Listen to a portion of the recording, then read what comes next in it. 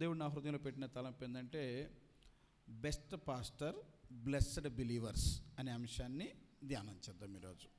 Best pastor అనండి అన్నమాట. Very good, బాగా చెప్పండి అందరూ, మళ్ళీ చెప్పండి. బెస్ట్ పాస్టర్ అనండి, లేకపోతే మంచి సేవకుడు, అది అనండి అన్నమాట. మంచి సేవకుడు, ఆశీర్వాదకరమైన విశ్వాసులు, బ్లెస్డ్ బిలీవర్స్ అంటే ఆశీర్వాదకరమైన ఈ అంశాన్ని మనం ధ్యానం చేద్దాం. ఒక మంచి సేవకుడు ఉంటేనే మంచి విశ్వాసులు తయారవుతారు. ఆమెను చెప్పండి. సేవకుడు మంచిగా లేదనుకోండి, మీ భవిష్యత్తులు చాలా నష్టపోతాయి. మంచి టీచర్ ఉంటే కదా పిల్లలు బాగా చదివేది. టీచర్ గారు పొద్దున్నే తాగి స్కూల్లో కూర్చుంటే ఎలా ఉంటుంది? ఆ పిల్లల భవిష్యత్తు చాలా దారుణంగా ఉంటుంది. కనుక మంచి సేవకుల కొరకు ప్రార్థన చేయాలి. మీ సేవకులంగా మేము మీకు మంచి సేవ చేసేటట్టు మీరు కూడా ప్రార్థన చేసుకోవాలి. దేవా, మా సేవకునికి ఏ డిస్టర్బెన్స్ లేకుండా మాకు మంచి వర్తమానాలు తయారు చేసి తీసుకురావడానికి నీ దాసుని వాడుకయ్యా అని ప్రార్థన చేయాలి. మీరు ఎప్పుడు కూడా మందిరానికి వచ్చినప్పుడు ఏదో నేను వెళ్తున్నాను, ఒక ప్రసంగం విందాం, ప్రసంగం అయిపోతే అమ్మయ్య ముగించుకొని వెళ్దాం అని రాబాకండి.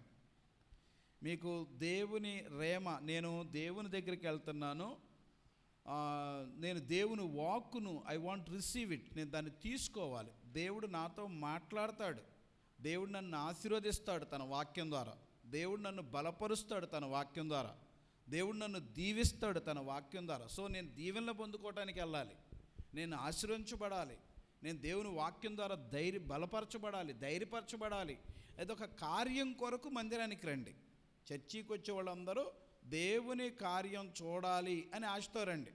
అంతేగాని మీరు టైంపాస్కి రాకండి, లేకపోతే ఆచారంగా రాకండి. ఆదివారం చర్చికి వెళ్ళాలి కాబట్టి వెళ్తే వచ్చేదేం లేదు, మీ టైం వేస్ట్ తప్ప.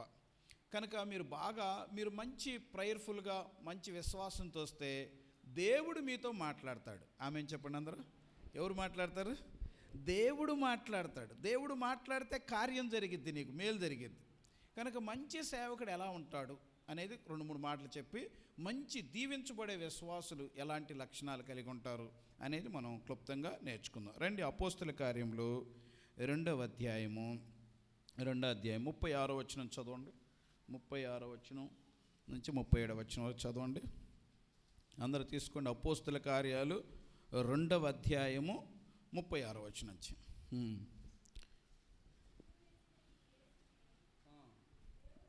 మీరు సిలువ వేసిన యేసునే దేవుడు ప్రభువుగాను క్రీస్తుగాను నియమించెను. ఇది ఇశ్రాయేలు వంశమంతయు రూఢిగా తెలుసుకొనవలనని చెప్పాను. వారు ఈ మాట విని హృదయములో నొచ్చుకొని, సహోదరులారా, మేమేమి చేతుమని పేతురును కడమ అపోస్తులను అడగగా, పేతురు, మీరు మారు మనసు పొంది పాప క్షమాపణ నిమిత్తము ప్రతివాడు యేసుక్రీస్తు నామమున బాప్తిసం పొందుడి, అప్పుడు మీరు పరిశుద్ధాత్మను వరము పొందుదురు. దేవుడు ఎప్పుడు మంచి చేస్తాడు. ఆమెను చెప్పండి అందరూ. దేవుడు మనల్ని ఎప్పుడు దీవిస్తాడు. దేవుని ఆశ ఏంటంటే నా బిడ్డలు దీవించబడాలి. లోకంలో చెడ్డ తల్లిదండ్రులే నా పిల్లలు దీవించబడాలని కోరుకుంటారు. మీరు చెడ్డ తల్లిదండ్రులు అయ్యండి మీ పిల్లలకు మంచి ఈవులను ఈయనెరిగి ఉండగా పరలోకమందున్న మీ మంచి తండ్రి మరి నిశ్చయముగా మంచి ఈవులను ఇచ్చును కదా. చెడ్డ పిల్లలైనా బాగుపడాలి అని కోరుకుంటాం మనుషులు. దేవుడు ఇంకెంత మంచివాడో చూడండి, దేవుడు ఇంకెంత దీవిస్తాడో చూడండి. దేవుడు కూడా మనం మంచివాళ్ళం చెడ్డవాళ్ళం చూడడు, మనం ఆయన పిల్లలం. మనం ఇక్కడ కూర్చున్న వాళ్ళల్లో ఎంతమంది మంచివాళ్ళు ఉన్నారు, వాళ్ళు నేను దీవించాలనుకుంటున్నాను, ఎంతమంది చెడ్డవాళ్ళు ఉన్నారు, వాళ్ళు నేను వెనక్కి పంపించాలనుకుంటున్నాను, లేకపోతే వాళ్ళని కష్టపెట్టాలనుకుంటున్నాను అని దేవుడు అనుకోడు. దేవుడు ఏమనుకుంటాడంటే, నా బిడ్డలు నా మందిరానికి వచ్చారు, నా ప్రశస్తమైన బిడ్డలు, మంచోళ్ళు చెడ్డోళ్ళు, మారినోళ్ళు వినేవాళ్ళు విననోళ్ళు ముందు నా పాదాల దగ్గరకు వచ్చారు, నా సన్నిధికి వచ్చారు. అసలు వచ్చినా రాకపోయినా నా పిల్లలు బాగుండాలి, నా పిల్లలు దీవించబడాలి, నా పిల్లలు ప్రశాంతంగా ఉండాలి, నా పిల్లలు సంతోషంగా ఉండాలి, నా పిల్లలు బాగుంటే నేను మహింపరచబడతాను అని దేవుడు మన ఎడల చాలా పాజిటివ్ మైండ్ కలిగి ఉంటాడు. మనుషులమైతే అలా ఉండం. మనుషులకైతే అసలు ఎవడన్నా చెడ్డను చూస్తే వీడు ఎప్పుడైపోతాడు అన్నట్టు ఉంటుంది, వీడికి ఏదైనా కీడు జరిగితే బాగుండు అన్నట్టు ఉంటుంది. మనం ఎవరైనా చెడ్డోళ్ళకి ఏదైనా కీడు జరిగితే మనం సంతోషపడతాం. కానీ దేవుడు అలాంటి వాడు కాదు. దేవుని ప్రేమ చాలా గొప్పది. అందుకనే దేవుడు తనను సిలువేసి చంపిన ఇశ్రాయేలును కూడా ప్రేమిస్తున్నాడు. తనను సిలువేసి చంపిన ఇశ్రాయేలును కూడా బాగు చేయాలనుకుంటున్నాడు. తన సిలువేసి చంపిన ఇశ్రాయేలుకు కూడా రక్షణ ఇవ్వాలనుకుంటున్నాడు. చూడండి ఎంత మంచి మైండ్, ఎంత మంచి మనసు దేవుని మనసు. అందుకని దేవుని మనసు అర్థమైన వాళ్ళు ఎవరు దేవునికి దూరంగా ఉండరు. దేవుని మనసు అర్థం కాకనే చాలామంది దేవునికి దూరంగా ఉంటారు. దేవుని మనసు అర్థమైతే ఎవరు దూరంగా ఉండరు. అందుకనే దేవుడు ఒక మంచి పాస్టర్ని వాళ్ళకి పంపించాడు. గట్టిగా చప్పట్లు కొట్టండి అందరూ. ఒక మంచి సేవకుని పంపించాడు. ఒక మంచి శిష్యుడు పేతురుని పంపించాడు. పేతురు పరిశుద్ధాత్మ నింపబడ్డాడు. నింపబడి వాళ్ళతో మాట్లాడుతున్నాడు. ఏమని మాట్లాడుతున్నాడు? మొదట మీరు సిలువ వేసిన, చదవండి అన్నమాట, మీరు సిలువ వేసిన యేసునే దేవుడు ప్రభువుగాను క్రీస్తుగాను నియమించెను.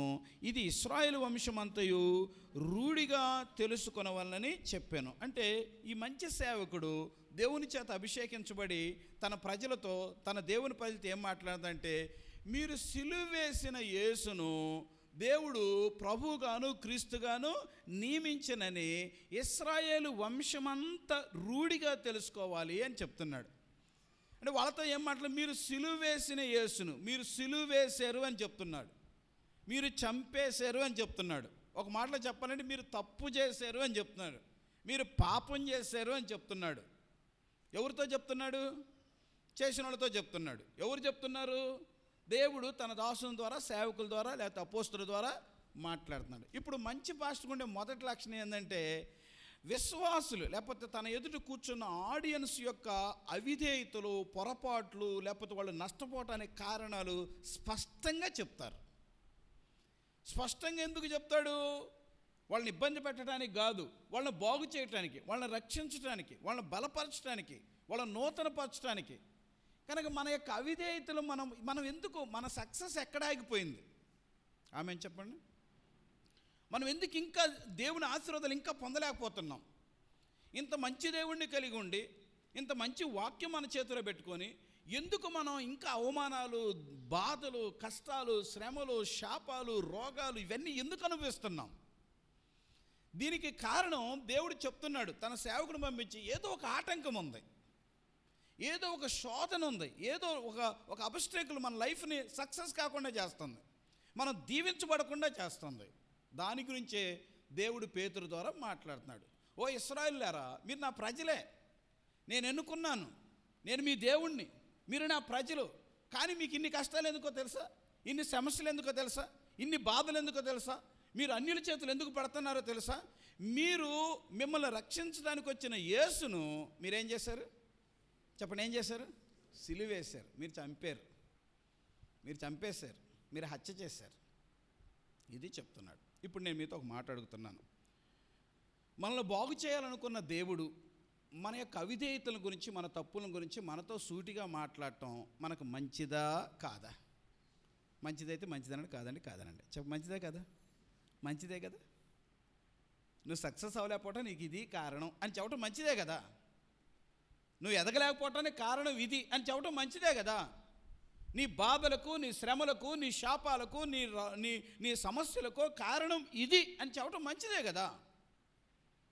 కనుక దాన్ని నిజంగా విన్నప్పుడు దాన్ని చెప్పిన ఆ దైవజనుడిని, లేకపోతే చెప్పిన ఆ అపోస్తుడిని మనం ఎంత అప్రిషియేట్ చేయాలో. సమస్య అక్కడ క్లియర్గా చెప్తున్నాడు, ఇది మీ ప్రాబ్లం. నేను ఒక మాట అడుగుతున్నాను. దేవుడు ఎప్పుడు కూడా తన ప్రజలకి తను సూటిగానే చెప్తూ ఉంటాడు, మాట్లాడతాడు. చూడండి, దేవుని యొక్క వాక్యంలో ఒక మాట మీకు జ్ఞాపకం చేస్తాను. మార్కు సువార్త 10వ అధ్యాయము 21వ వచనం చదవండి ఎవరైనా. మార్కు సువార్త 10వ అధ్యాయము 21వ వచనం ఎవరు చదువుతారు? చదువు. యేసు అతన్ని ప్రేమించి యేసు అతన్ని చూచి అతన్ని ప్రేమించి, నీకు ఒకటి కొదువుగొన్నది, నీవు వెళ్ళి నీకు కలిగినవన్నీ అమ్మి పేదలకిమ్ము, పరలోకమందు నీకు ధనము కలుగును, నీ వచ్చి నన్ను వెంబడించమని చెప్పాను. నీకు ఒకటి కొదువుగా ఉన్నది అంటే అతను అన్నీ బాగానే ఉన్నాడు, అన్నీ బాగానే ఉన్నావు. ఆ యవనస్తుడితో అంటున్నాడు, నీకు అంతా యువర్ ఆల్ రైట్, నువ్వు చాలా బాగున్నావు, కానీ నీకు ఒక్కటి కొదువుగా ఉంది. మనం ఏమనుకుంటాం అంటే ఒకటే కదా, అది కూడా చెప్పాలా? ఇంత మంచి ఉన్నప్పుడు, ఇన్ని పాజిటివ్స్ ఉన్నప్పుడు, ఇన్ని మంచి ఉన్నప్పుడు ఆ ఒకటి కూడా చెప్పాలా? ఆ ఒకటే కదా, ఒకటి కూడా లేకుండా ఎలా ఉంటారు? ఒకటి కూడా లేకుండా ప్రభు అంటున్నాడు, నేను నిన్ను చూచి నిన్ను ప్రేమించి నీతో చెప్తున్నా, నీకు ఒకటి కొదువుకుంది. నేను నిన్ను దీవించడానికి, నిన్ను నా రాజ్యానికి చేర్చుకోవటానికి, నిత్య జీవానికి వారసు, నీకు ఒకటి కొదువుకుంది, ఆ ఒకటేదో తీసేసాయి. దేవుడు అలానే చెప్తాడు. దావీదు దగ్గర కూడా నాతాను పంపించి ఎంత స్పష్టంగా చెప్పాడంటే, ఆ మనుష్యుడవు అంటే ఆ పాపం చేసిన మనుష్యుడవు నీవే అంటే దేవుని విధానం అర్థం చేసుకుందరుగాక. గట్టిగా చెప్పండి. దేవుని పద్ధతి, దేవుడు వాక్యపు పద్ధతి, నిజమైన దేవుని యొక్క వాక్యపు విధానం, నిజమైన దేవుని సేవకుని యొక్క వాక్యపు విధానం మనం అర్థం చేసుకోవాలి. ఓ ఆ మనుషుడు నీవే అని దావీదుతో చెప్పబడింది. నీకు ఒకటి కొదువుకుంది అని యేసయ్య డైరెక్ట్గా చెప్పాడు ఆ కొదువుని గురించి. ఇక్కడైతే మీరు సిలువ వేసి చంపారు అని చక్కగా చెప్పాడు. యోహాను బాప్తిస్మిచ్చే యోహాను అయితే సర్ప సంతానమా, రాబో ఉగ్రతను తప్పించుకొనుటకు మీకు బుద్ధి చెప్పేవాడెవడు అని డైరెక్ట్గా చెప్పాడు. ఇది నిజంగా ఒక నమ్మకమైన సేవలో జరిగే వాక్యపు విధానం ఇలా ఉంటుంది.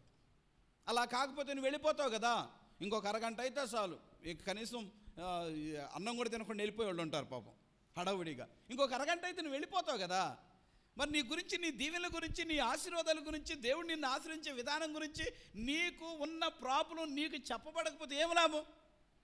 డాక్టర్ దగ్గరికి వెళ్ళావు, డాక్టర్ నీ సమస్య చెప్పకపోతే ఆయన దగ్గరికి వెళ్ళి నీకేం లాభం? డబ్బు ఖర్చు పెట్టి నీకేం లాభం? డాక్టర్ న్యాయంగా చేస్తే ఎంత బాగుంటుంది, ఎంత హెల్తీగా ఉంటావు. అదే ఇక్కడ జరుగుతుంది, ఈ పరిచర్యలు అదే జరుగుతుంది. దయచేసి ప్రతి ఒక్కరు గుర్తుపెట్టుకోండి, మీకు పరోక్షంగానో మీకు ప్రత్యక్షంగానో ప్రార్థనాపూర్వకంగానో ఏదో ఒక రీతిగానో మీ అవిధేయతలు మీకు క్రియారూపకంగానో వాక్యరూపంగానో తెలియచేయబడతానే ఉంటాయి. ఆమెను చెప్పండి. మీరు కళ్ళు మూసుకున్నప్పుడు ప్రభువు మాట్లాడతాడు, మీరు చర్చిలో కూర్చున్నప్పుడు ప్రభువు మాట్లాడతారు, మీరు వాక్యం వింటున్నప్పుడు ప్రభువు మాట్లాడతాడు, మీరు సహవాసం చేస్తున్నప్పుడు ప్రభువు మాట్లాడుతున్నాడు, మీరు దేవుని సేవకులతో రిలేషన్షిప్ మెయింటైన్ చేసేటప్పుడు మీరు ఏమై ఉన్నారో దేవుడు మీతో మాట్లాడతాడు. అయితే మీరు ఆ ఉనికిని గుర్తుపట్టాలి, ఆ స్పర్శని మీరు గుర్తుపట్టాలి, ఆ మెల్లని స్వరాన్ని మీరు గుర్తుపట్టాలి. కనుక మొట్టమొదట ప్రభువా నా అభివృద్ధికి, నా ఆశీర్వాదానికి, నా విజయానికి నాకున్న విధేయత ఏంటి, నాకున్న పొరపాటు ఏంటి? యవనస్తులు ముఖ్యంగా వినాలి. ప్రభువా మీకు చాలా బ్రైట్ ఫ్యూచర్ ఉంది, చాలా భవిష్యత్తు ఉంది, రేపు యవనస్తుల మీటింగ్ ఉంది, ఇంకా అనేక విషయాలు వింటారు. కానీ ఇప్పుడు మీరు గుర్తుపెట్టుకోండి, అసలు మీ ఫ్యూచర్కి మీరు ఆటంకం కాకూడదు, మీరు చాలా జాగ్రత్తగా ఉండాలి. ఇది మొదటి విషయం. అయితే సమస్య చెప్పిన పేతురు ఎంత చక్కగా చెప్పాడంటే, ఆ వాక్యం విన్న తర్వాత అంట వారు హృదయములో నొచ్చుకొని అనే పదం ఉంది. హృదయములో నొచ్చుకొని కింద చిన్న అక్షరాలు ఏముంటుందంటే హృదయములో పొడవబడి అని ఉంటుంది. మరొక తర్జుమాలు ఏంటంటే హృదయములో నరకబడిన వారై అని ఉంటుంది. అంటే దేవుని వాక్యము, దేవుడు తన వాక్యం ద్వారా తన దగ్గరున్న తన ఆత్మీయ బిడ్డల్ని ఆశీర్వదించడం కొరకు వాక్యాన్ని వాక్యము ద్వారా సూటిగా మాట్లాడతాడు. పొడవబడి అంటే ఆ వాక్యము నీ హృదయంలోకి డైరెక్ట్గా వస్తుంది. ఆమె చెప్పండి. దేవుని సేవకుడు, ఆత్మతో అభిషేకించబడిన సేవకుడు మాట్లాడితే వాక్యము నీ హృదయంలోకి వస్తుంది, గుచ్చుకుంటుంది. అదే కరెక్ట్ అయిన రుజువు. ఒకవేళ నేను ఇంత వాక్యం చెప్తున్నాను, నీ హృదయానికి ఒక్క మాట కూడా తగలలేదంటే అది నిజంగా దేవుని నా అభిషేకపు లోపమే. నేను చాలాసార్లు చెప్తాను, అది నా లోపమన్నా కావాలి, నీ లోపమన్నా కావాలి. నీకు ఇక్కడ దాకా వచ్చి దేవుడు నీతో మాట్లాడాడు అని అనిపించకపోతే అది నా పాపమన్నా కావాలి, నీ పాపమన్నా కావాలి. అంతేగాని దేవుడు లోపం ఏమీ ఉండదు. కనుక దేవుడి నిజమైన మంచి సేవకుడు ఉండే రెండవ లక్షణం ఏంటంటే వాక్యము డైరెక్ట్గా నీ హృదయంలోకి పంపిస్తాడు. అది నీ హృదయంలో గుచ్చుకుంటుంది, నీ హృదయానికి తగిలిద్ది. బైబిల్ చెప్తుంది పొడవబడిన వాళ్ళే అని చెప్తుంది. కనుక వాక్యం మెళుకుగా విందురుగాక. ఆమె చెప్పండి. వాక్యము హృదయంలోకి వచ్చినట్లుగా మీ హృదయాలు తలుపులు తెరచిపెట్టాలి. వాక్యం వస్తుందంటే ఆశీర్వాదం వస్తుందని, వాక్యం వస్తుందంటే దీవెన వస్తుందని, వాక్యం వస్తుందంటే సక్సెస్ వస్తుందని. కనుక మీ హృదయాలు ఇటు ఓపెన్గా పెట్టించాలన్నమాట, చాలా ఫ్రీగా పెట్టించాలి. వాక్యం లోపలికి ఏ అడ్డం లేకుండా, ఎవరైనా అడ్డం వచ్చినా కొద్దిగా పక్కకు రా, నా హృదయంలో వాక్యం రావాలి, కొంచెం పక్కన అట్ట ఉండాలి. అది నేను పక్కరా అన్నట్టు ఉండాలి, కానీ నువ్వు పక్కకి వెళ్ళకూడదు. ఆమె చెప్పండి. ఓ పాస్టర్ గారు వాక్యం చెప్తుంటే ముందు ఒకటే పని వంగుతుందంట, చెప్పినప్పుడల్లా వంగుతుందంట, మళ్ళీ చెప్పినప్పుడు వంగుతుందంట. పాస్టర్ గారు అయిపోయినాక అడిగాడంట, ఏంటమ్మా వాక్యం చెప్పేటప్పుడు ఎట్టు వంగుతావు ఏంటంటే, ఆమె అంటుందంట, వెనక నా తోడుకోళ్ళకి తగలాలని అందంట. వెనక ఎవరు తగలాలి? వాక్యం ఎవరికి తగలాలని అంట? నా తోడుకోళ్ళు వెనక ఉంది, ఆమెకు తగలాలని వంగుతుంది. అసలు వాక్యం ఎవరికి తగలకూడదు? మనకే తగులును గాక. గట్టిగా చెప్పండి. వాక్యం నీకు తగిలితే నీవే దీవించబడతావు, నాకు తగిలితే నేను దీవించబడతావు. అరణ్యంలో ఉన్న యోహాను వద్దకు వాక్యం వెళ్ళింది, ఆయన గొప్ప ప్రవక్త అయిపోయాడు. వాక్యం ఎవరి దగ్గరికి వెళ్తారో ఆ వాక్యం దీవిస్తుంది, ఆ వాక్యం వెలిగిస్తుంది, ఆ వాక్యం నడిపిస్తుంది, ఆ వాక్యం మనకి ఎన్లైట్ చేస్తుంది. నీకు వాక్యం లేకపోతే ఎట్లాగా? దీపం లేకపోతే ఎట్లాగా? చీకటే కదా. కళ్ళు లేకపోతే ఎట్లా? గుడ్డెడు అయిపోతావు కదా. అందుకనే వాక్యాన్ని బాగా, దేవా ఈరోజు వాక్యము నా హృదయానికి తాకిందా, నువ్వు నొచ్చుకోగలుగుతున్నానా, నా జీవితానికి సరైన రీతిగా టచ్ అయిందా, కనెక్ట్ అయిందా, లేకపోతే ఏదన్నా పొరపాటు ఉందా, నన్ను క్షమించయ్యా, నాతో మాట్లాడవా? కొంతమంది పలకరించుకునే వాళ్ళు మాట్లాడరు. దేవుడు అలా చేయకూడదు, దేవుడు అలా ఉండకూడదు. నీతో మాట్లాడకపోతే ఇంకెలాగా? దావీదు భక్తుడు అంటాడు, నువ్వు మౌనంగా ఉంటే నేను గోతులోనికి దిగుతాను, అంటే నేను చస్తాను. నువ్వు మౌనంగా ఉంటే నేను చచ్చిపోతాను, నువ్వు మాట్లాడయ్యి అంటాడు. నువ్వు మాట్లాడయ్యి అనాల్సింది పోయి కొంతమందికి వాక్యం మాట్లాడుతుంటే ఇసుక్కుంటారు, వాక్యం మాట్లాడుతుంటే బాధపడతారు, వాక్యం మాట్లాడితే కోపపడతారు, వాక్యం మాట్లాడితే కొంతమంది బైబిల్ పెట్టుకొని లేచి వెళ్ళిపోతారు. వాక్యం మాట్లాడితే కొంతమంది గొడవకు వచ్చేస్తారు. నేను చాలాసార్లు చెప్తూ ఉంటాను, ఓ పాస్టర్ గారు వాక్యం చెప్పి గదిలో కూర్చుంటే ఆ వాక్యం విన్న వాళ్ళందరూ, మరి వాళ్ళు ఎవరో సంఘ పెద్దలో ఎవరో ఒక పేపర్లో ఒక రాయి పెట్టి ఏదో మ్యాటర్ రాసి ఆ రాయి తీసి ఆ పాస్టర్ గారు గదిలోంటి ఇసిరి కొట్టారంట ఆయనకు తగిలేటట్టు. ఆ పాస్టర్ గారు మేల్కొని ఆ పేపర్ ఏంటో ఏదో తగిలిందని చెప్పి చూసి ఆ పేపర్ తీసి చూస్తే ఆ పేపర్లో ఏమని రాశారంటే, నువ్వు వాక్యం చెప్పేటప్పుడు మర్యాదగా చెప్పు, మా గురించి చెప్పబాక అన్నాడంట. వాక్యం చెప్పేటప్పుడు ఎట్లా చెప్పాలంట? మర్యాదగా చెప్పు, మా గురించి చెప్పబాకంటే అసలు ఆ వ్యక్తికి ఏమర్థమైంది అంటే వాళ్ళు ఎలా ఫీల్ అవుతున్నారు? అసలు దేవుడు నాతో మాట్లాడని కొంతమంది కూర్చుంటే, నాతో మాట్లాడొద్దని కొంతమంది కూర్చుంటే ఎలాగా? అందుకనే రెండవది, నిజమైన సేవకుడు వాక్యాన్ని సూటిగా పంపిస్తాడు. నీకు సూటిగా రావటం లేదా? దేవుని సేవకునిగా నేను చెప్పేది అర్థం కావట్లేదా? నేను చేసేది అర్థం కావటం లేదా? మన జీవన విధానం, మన ఆత్మీయ జీవితం అర్థం కావటం లేదా? నేను